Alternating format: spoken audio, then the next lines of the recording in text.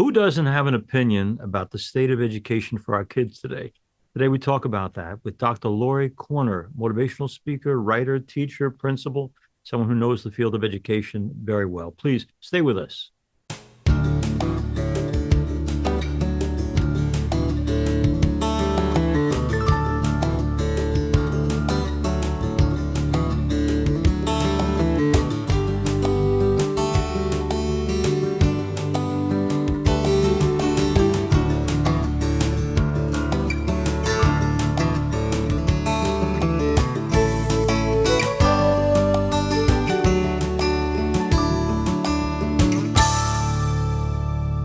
Hello and welcome to Personally Speaking. I'm your host, Msgr Jim Lisante, and Dr. Lori Koerner joins me now.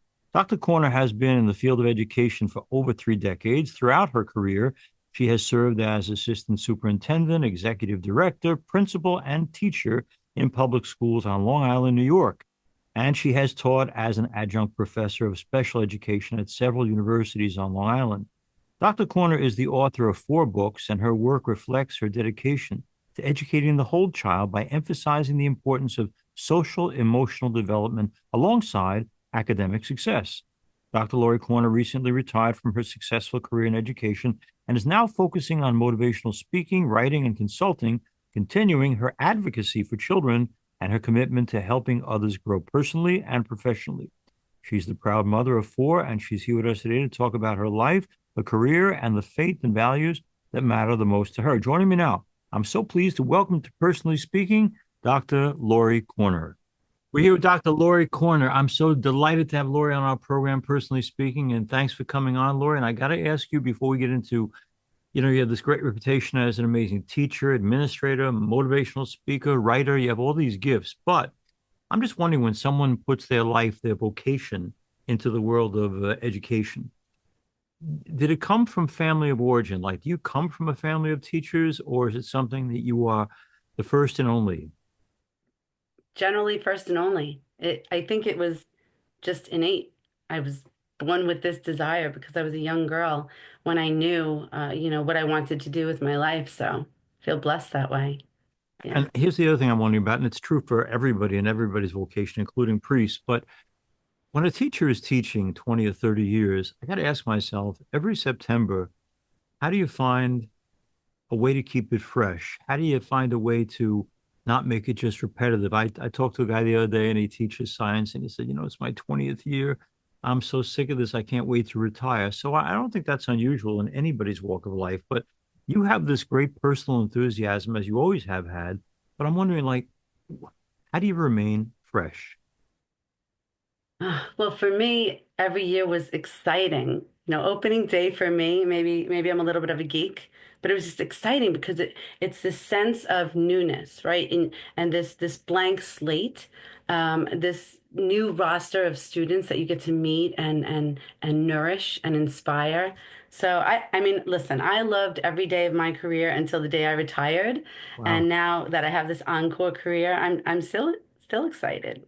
So. How do you keep it? I think you need to constantly reflect on why you're there, right? Okay. And have that inner, dialogue with yourself to keep yourself remembering why you do what you do.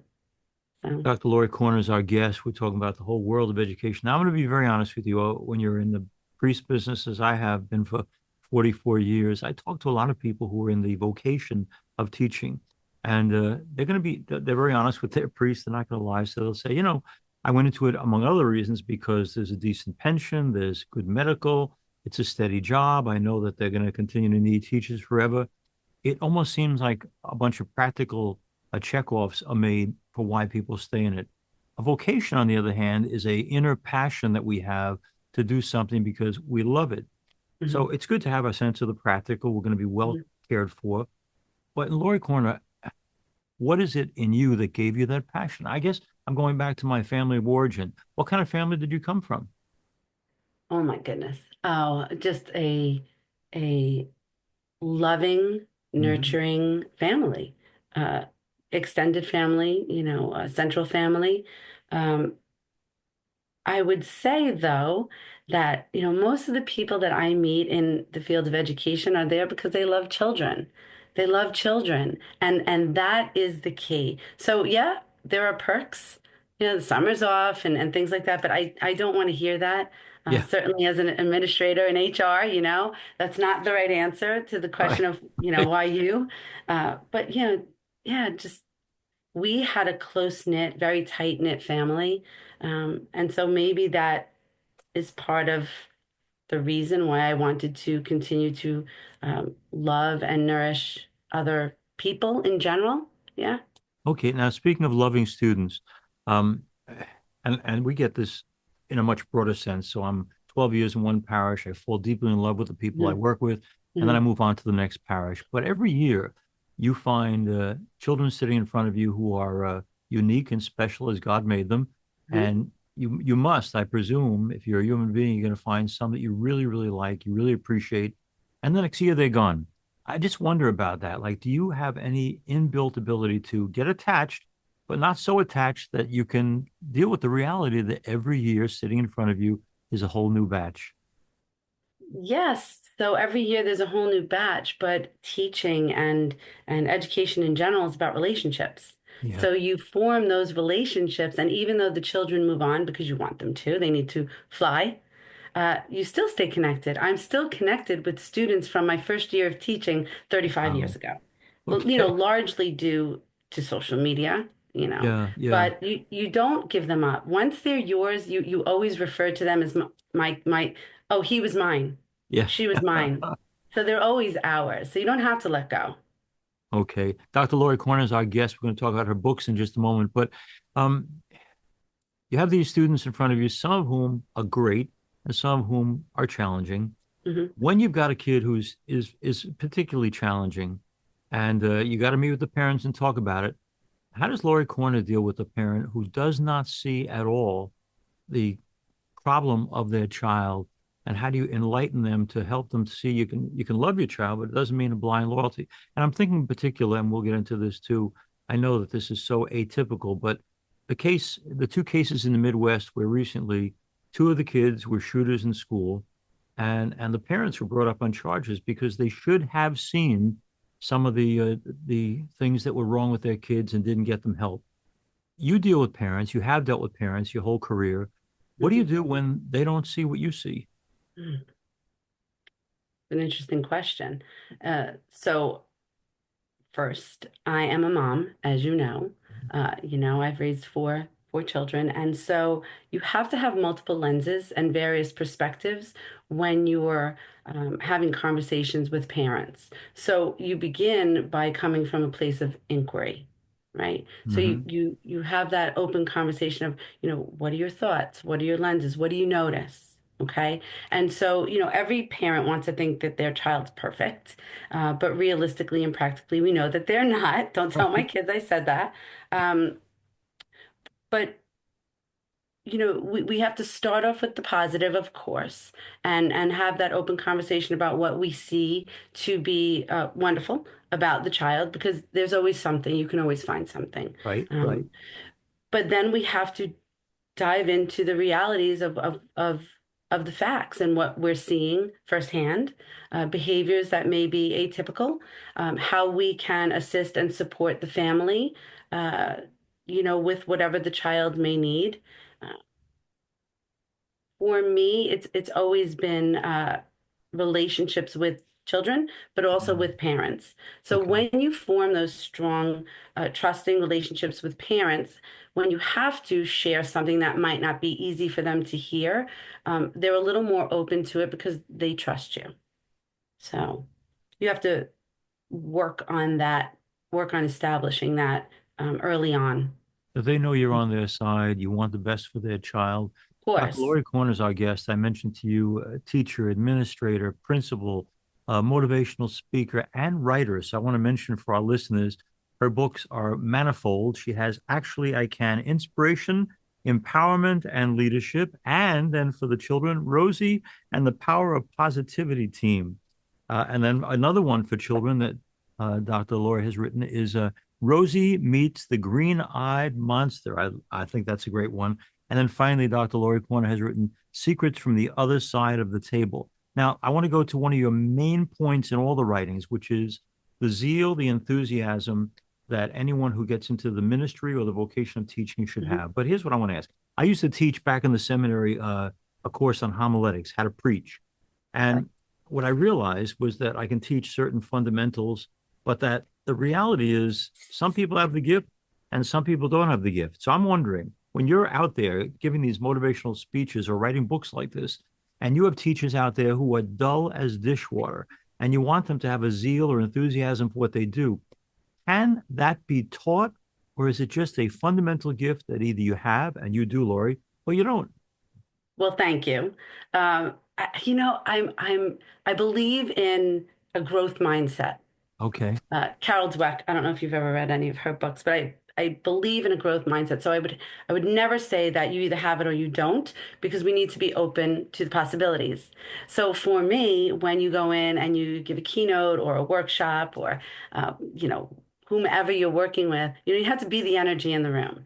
And so when I leave my talks, people usually come up and say, you tapped into something within me that I'm interested in exploring. So for us, our goal is to help other people tap into their talents, interests, passions, and know that they can, if they so Mm, choose, actually, I can. to expand upon those. Yeah.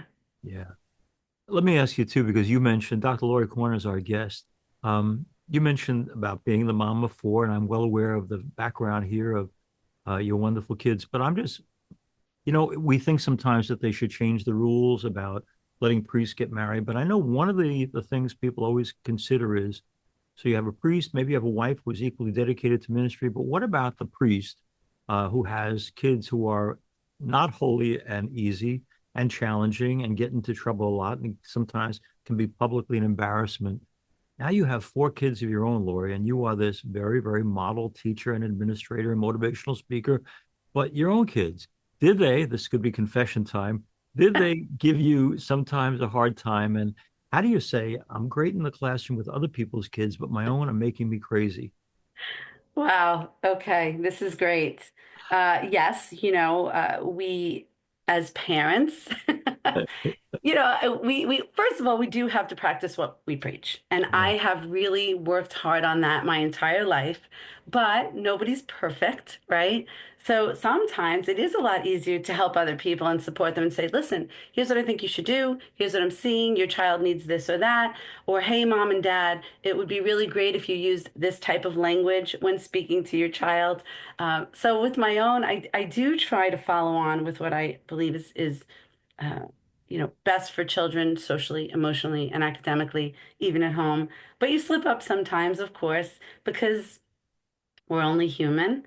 Right. But you have to catch yourself and say, okay, let me take a time out. Usually I would put myself in timeout. Say, mommy's going to go upstairs in her room for a little while, and she'll be back when she's ready to be reasonable and rational. Okay, that's really good. That's very Yeah. great advice for parents and other teachers too. We always Yeah. think of making the time out for the young person, but maybe Right. it's good for us too. Yeah. Right, because first of all, we have to be careful with how we speak to children and the message that we send, in everything that we do. So by removing yourself, you're saying, this is a me thing. I just need time to settle so that I don't, because once you say something, you can't take it back. And so that's a lesson for children too, right? Be responsive and not reactive. Dr. Lori is talking to us about her own children. She's being very honest that no family is perfect, but that there are ways to cope and that applying what she does for teachers throughout the world actually has to be tried and true in her own life as well. And that's reminding me of something else that I just wondered. You may not have an insight into this because it's a age-old question, but this program goes out to people throughout the world. But we're taping it in New York. And one of the statistics that came up recently, and I can't get a handle on why it is that we spend apparently in the public education system about $37,000 a year on each student. But the troubling thing that came out this past week in a report was that in math, we're in the high 40s in terms of out of 50 states. And in reading, also in the low 40s, that we're way, way behind most states. And I guess I'm just wondering if money is the answer, then we're spending the money. We're one of the highest school of education systems in the whole country in terms of spending on individual students, but we're not seeing the results.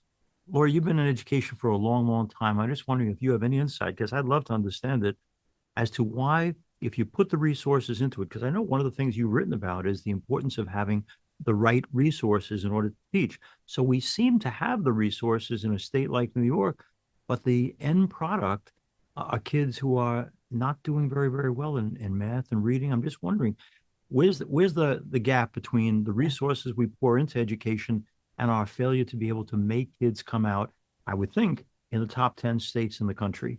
Yeah, this is a great question. Thank you for bringing it up. I think it's a separate podcast because there's so much to discuss. But in a nutshell, I believe it's people, not programs. It's people, Okay. not programs. So what we need to be doing in American education and specific to New York, as you mentioned, is investing in our people.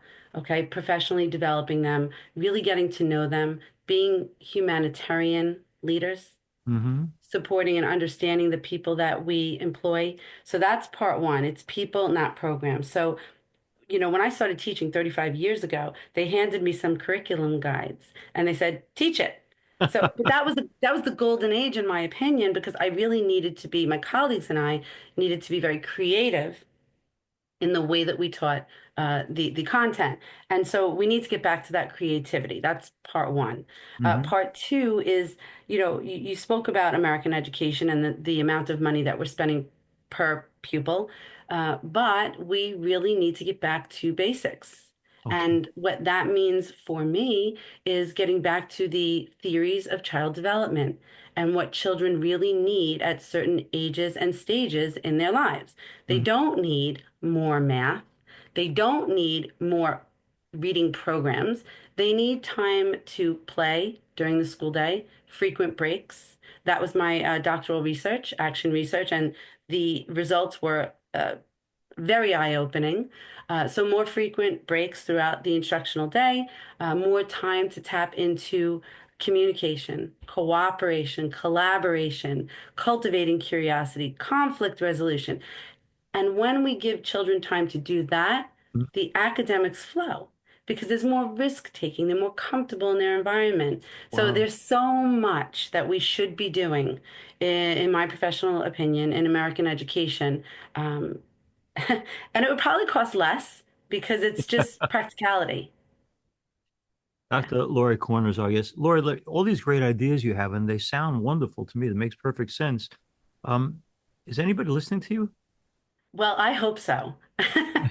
Because I mean, this is, so I retired from public ed last June, as you know. And Hmm. so this is my message across the nation. Speaking to you, traveling and doing what I do now. And people when I'm speaking to them at workshops or whatever, they're nodding their heads. We know as educators and educational leaders what we should be doing for children. But we have mandates and unfunded mandates and rules and regulations that I believe probably should be broken, uh, you know, in the best interest of children. So, yes, I hope that people are listening, uh, and it's time. Okay. Yeah, Dr. it's Laurie time. Korn is our guest, as I mentioned, motivational speaker, teacher, administrator, principal, and great writer as well. Dr. Laurie, let me ask you this, that I would think there are many ways to interpret the most recent American elections, but certainly one of the reasons people went in the direction they went, at least in my own parish, I find, is this reaction to wokeism, that we should be not focusing so much on marginal values, instead focus on mainstream values, and that's lacking. In all the years of teaching, did you ever feel like an agenda was given to you that really wasn't essential to education?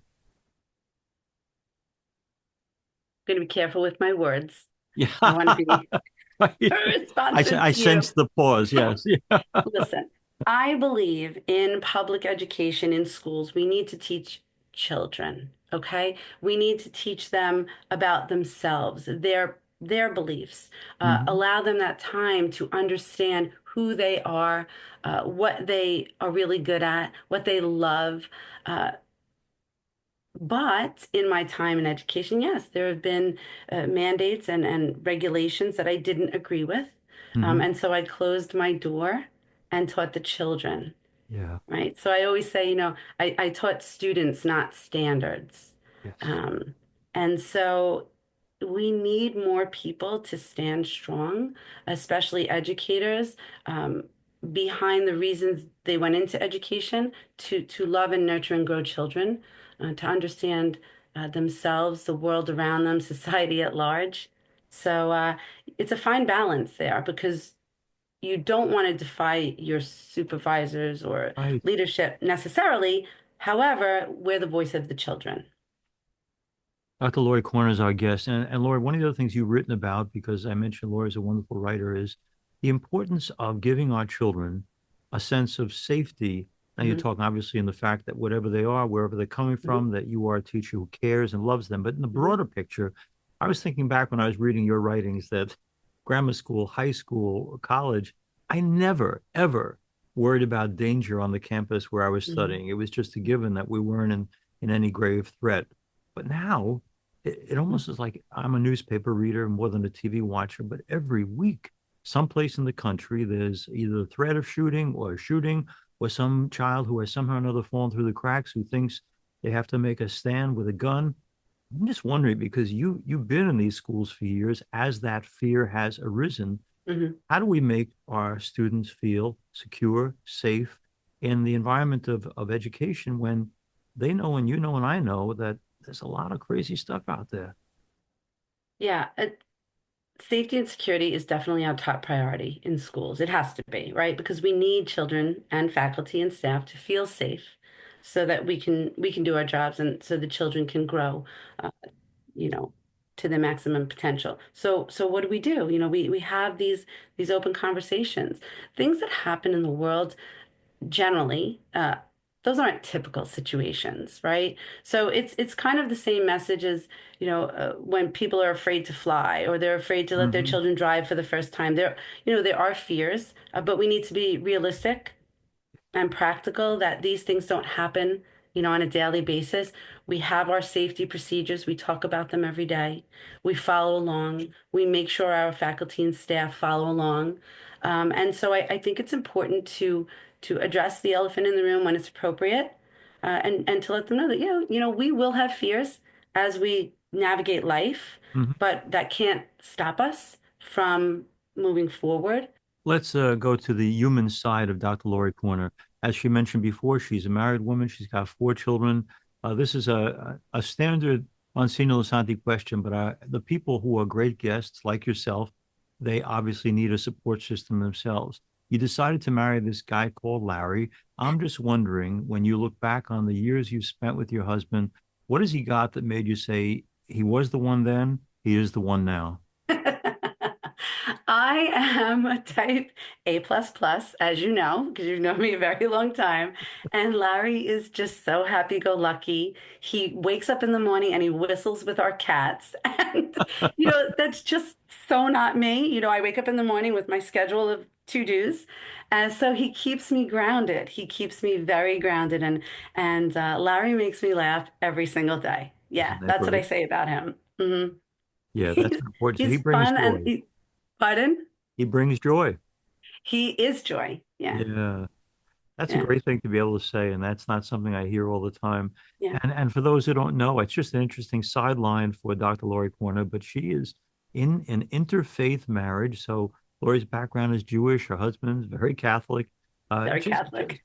yeah, just for our listeners and watchers around the world, because there's a more and more interfaith marriage happening all the time.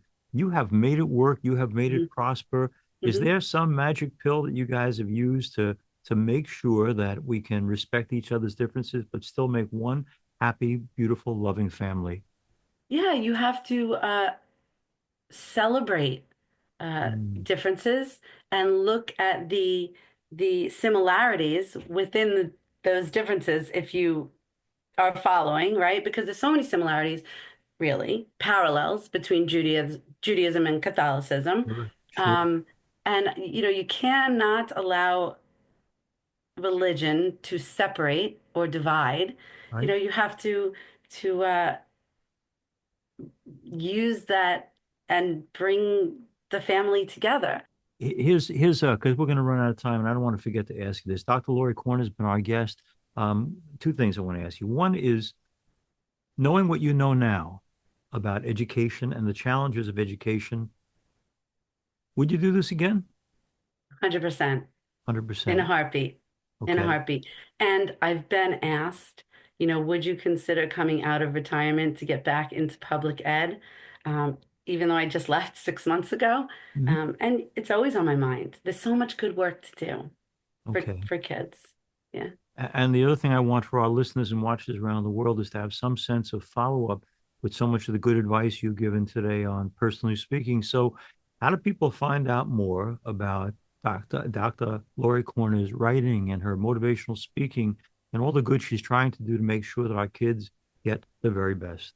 Yeah, thank you. My professional website is lorikerneredu.com. So that's a great place for all of the things. My email and phone contact information is right on the website, and they can learn more about what's great for kids. And Dr. Lori Koerner, would you please, for people who might not be that familiar with the spelling of Koerner or Lori, I thought spell you'd never ask.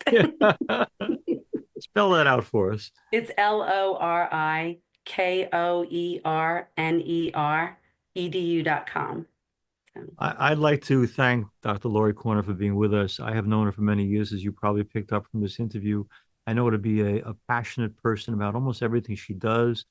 She has been an instructor not only in public education, but also in pre-K programs in our own church. She has brought another perspective as a woman of Jewish background.